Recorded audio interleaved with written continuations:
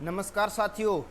आज 18 अगस्त को final year के छात्रों को जो सुप्रीम कोर्ट की तरफ से आपका डिसीजन आने वाला था, साथियों कुछ ही समय बाद उस केस की सुनवाई स्टार्ट होने वाली है। और यहाँ जो छात्रों की तरफ से पक्ष रख रहे हैं आलोक श्रीवास्तव जी, इन्होंने अपने ट्विटर के माध्यम से जानकारी शेयर की है कि यूजीसी ने जो 6 जुलाई को गाइडलाइन जारी की थी, उस गाइडलाइन में इन्होंने सेक्शन 12 के अंदर जो यूजीसी एक्ट है उसका उल्लंघन यूजीसी कर रही है। और यहाँ साथियों अभी तक यही अनुमान लगाया जा रहा है कि जो भी डिसीजन आने वाला है छात्रों के पक्ष में आने की ज़्यादा संभावनाएं जताई जा रही हैं।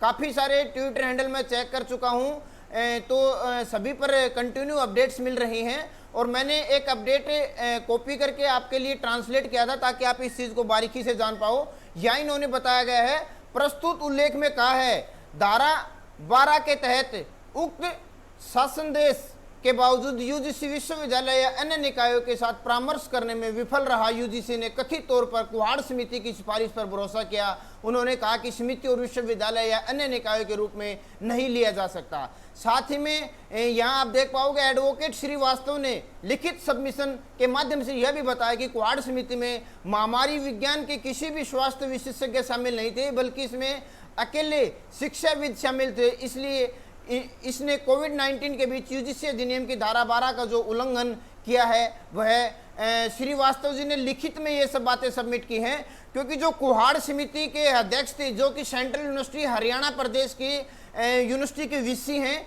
उसको इस कमेटी का अध्यक्ष बनाया गया था कि भाई वो बिल्कुल चर्चा करके बताएं। 5-7 आदमियों की जो भी कमेटी थी, उस कमेटी से चर्चा करके बताएं कि कोविड-19 के बीच बच्चों के एग्जाम्स लेने चाहिए या नहीं लेने चाहिए। तो कुहाड़ समिति ने जो अपनी रिपोर्ट सौंपी थी, उस रिपोर्ट में इन्होंने यही बातें सामने की लेके आए थे कि भाई यूजीसी यानी कि फाइनल ईयर के बच्चों के एग्जाम हर हाल में होने चाहिए। तो यहाँ श्रीवास्तव जी ने लिखित माध्यम में सबमिट किया है कि जो कमेटी बैठी थी उस कमेटी में कोई भी स्वास्थ्य विशेषज्ञ नहीं था। बीमारी महामारी को लेकर कोई भी जानकारी देने वाला व्यक्ति उस दौरान नहीं था।